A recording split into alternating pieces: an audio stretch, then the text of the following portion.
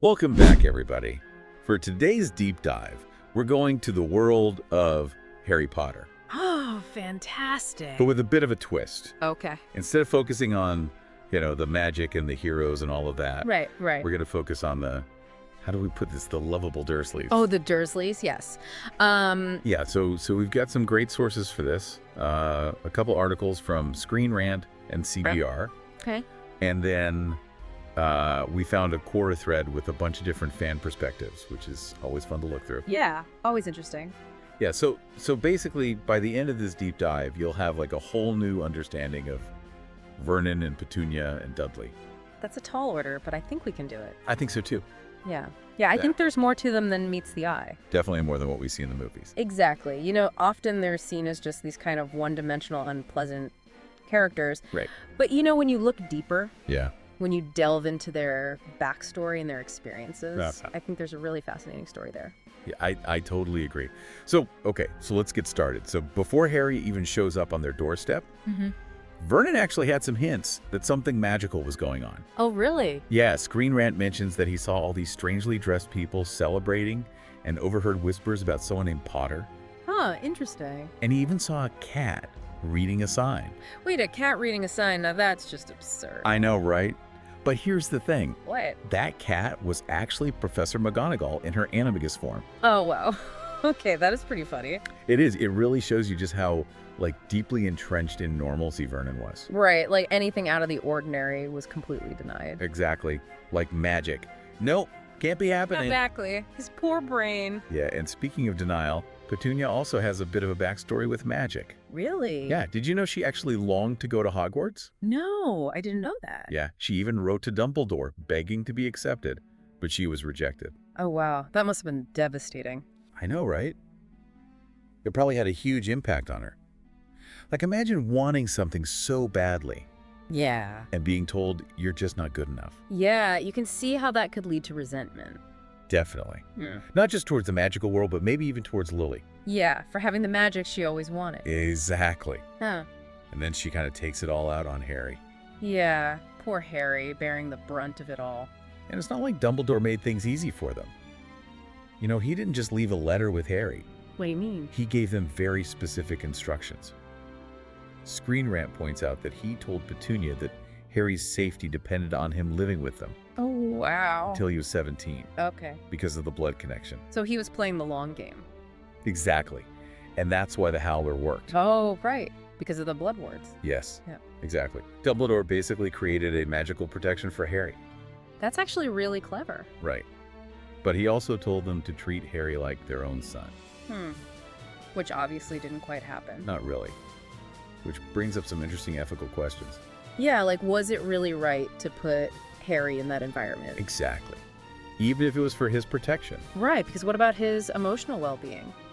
Yeah, CBR even touches on this. It's a very complex situation. It is. It really Yeah. makes you think about the choices Dumbledore made. Yeah, the weight of those decisions. Definitely.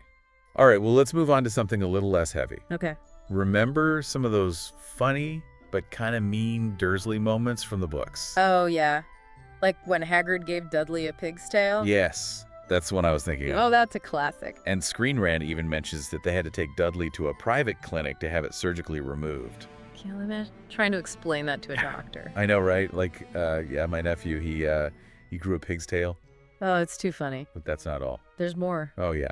Remember when Fred and George gave Dudley that tongue-swelling sweet? Oh, yeah. The Weasley twins, always causing trouble. Always. I And haven't it's been- always hilarious. It's like the Dursleys are constantly being confronted with magic. I know, right? No matter how much they try to deny it. Exactly. It's this clash of worlds that just creates comedic gold. It really does. And it makes you wonder if any of those experiences had any lasting impact on them. It's an interesting thought. Yeah, did it change their perspective at all? Maybe. Just a little. Possibly. No, We'll have to see as we dive deeper. definitely. All right, what else do we have? Okay, so this is a detail that I totally missed in the movies. Did you notice how Dudley seemed slimmer in Order of the Phoenix? Now that you mention it, yeah, I think I did. So apparently Screen Rant says that he took up boxing. Oh, wow. Really? That explains the physique. Yeah, It adds a whole new layer to his character. Right, he's not just a spoiled bully anymore. Exactly. He's got a hobby. A slightly violent hobby. Well, yeah, but still. Well, I guess it's better than just eating and terrorizing Harry. True. Okay, speaking of adding layers, remember in Half-Blood Prince when Dumbledore just picks up Harry in a diner? Yeah, I remember that. In the book, it's actually much more intense. How? He actually visits the Dursleys at their home. Oh, wow. So he actually went there. Mm-hmm. Did he say anything to them? Oh, yeah. He confronts them directly about how they've been treating Harry. Yeah. Wow. I bet that was awkward. It probably was. But it shows that Dumbledore was aware of the situation. And he wasn't afraid to step in. Exactly. Mm. It adds a whole new layer to his character. Right. He's not just this benevolent figurehead. Mm-hmm. He's willing to use his authority to protect Harry. Interesting. So it's like he's making sure they understand the gravity of the situation. Yeah, and it makes you think about, his methods. Like, are the ends justifying the means? Yeah, exactly. It's a lot more complex than we see in the movie. Definitely. A lot more nuance. Yeah, it seems like there's always more to uncover with these characters. Always. It's what makes them so fascinating. I know, right? All right, so where do we go from here? Well, I think it's time we delved into their departure in Deathly Hallows. Ooh, yeah, that's a big one. It is. It really shows how the Dursleys are forced to confront the magical world. In a way they can't ignore anymore. Exactly. And their reactions are very telling. Yeah, for sure. All right, well, let's take a closer look at that in part 2. Sounds good. I'm ready for more Dursley drama. Me too. It's really good. All right, so we're back, and we're talking about those delightful Dursleys. Yes, the Dursleys. And in part 1, we talked about how they were introduced to magic a little bit at a time with, Dudley's pigtail and Fred and George's suite and all of that. Right. Confronting their worst nightmare. Exactly. But things really come to a head in Deathly Hallows. Oh, definitely. When they have to leave their home, right? Yes, for their own safety. Right, because the Order of the Phoenix has to come collect Harry. Exactly. So it's like they're finally thrust into this world that they've been trying to avoid. Yes, thrust right into the heart of it. Yeah, and each of them reacts so differently to leaving Harry behind. Yeah, their reactions are quite fascinating, actually. Yeah, Screen Rant talks about how Vernon almost shakes Harry's hand. Oh. Yeah, it's like he starts to and then pulls back. Well, he's fighting this internal battle. Yeah, it's like this moment of maybe he's finally seeing Harry as a person. Yeah. And not just this magical threat. Yeah, like all those years of prejudice and fear. Yeah, and then it's just poof, gone. He can't quite break through it. It's really sad in a way. Yeah, he's so trapped. Mm-hmm. And then there's Petunia. Oh, Petunia. Who can't even speak. So just struggles to say goodbye. Yeah, it's like she wants to say something. Right, maybe offer some comfort or reassurance. Yeah, but the words just don't come out. She's carrying so much baggage. Yeah, years of, resentment and denial. And probably guilt, too, Yeah, thinking about Lily and everything. Yeah, it's a really powerful moment. And then there's Dudley. Dudley. Our favorite spoiled bully. Oh, yes, Dudley. Who actually tells Harry he doesn't think he's a waste of space. Wow. I know. And they shake hands. A true moment of growth. Right. It's like he finally sees Harry as a person worthy of respect. It really is. It's like a glimmer of hope amidst all the darkness. Yeah. And the core thread mentioned something that I thought was really interesting, too. What's that? So apparently Petunia kept Harry's baby blanket all those years. Oh, wow. And then Dudley's the one who sends it back to him. Really? Yeah, it's not in the movies or anything, but it's this really small detail that kind of changes everything. It does. It suggests there was more to their relationship than we saw. Right. Maybe deep down they did care about him in their own way. Yeah, it's a really touching thought. It is. It makes you wonder if those final moments were a turning point for them. Right. Did they actually change? Yeah. Did their views on magic and Harry really shift? Or did they just go back to their normal lives and pretend it never happened? Yeah. Were those little cracks in their facade just temporary? It's a question worth considering. It is. And it's something that a lot of fans have different opinions on. Yeah, which is why it's so fun to discuss. Exactly. So what do you think? Did the Dursleys really change? Well, I think we need to look at the bigger picture. Okay. The Dursleys were awful to Harry. Yes. No argument there. But they were also thrown into a situation they didn't understand. Yeah, they were forced to protect a child they resented. Exactly. And exposed to this world they feared. So it's are we supposed to feel sorry for them? Not necessarily sorry. Okay. But maybe we can view them with a little more understanding. Okay, I see what you're saying.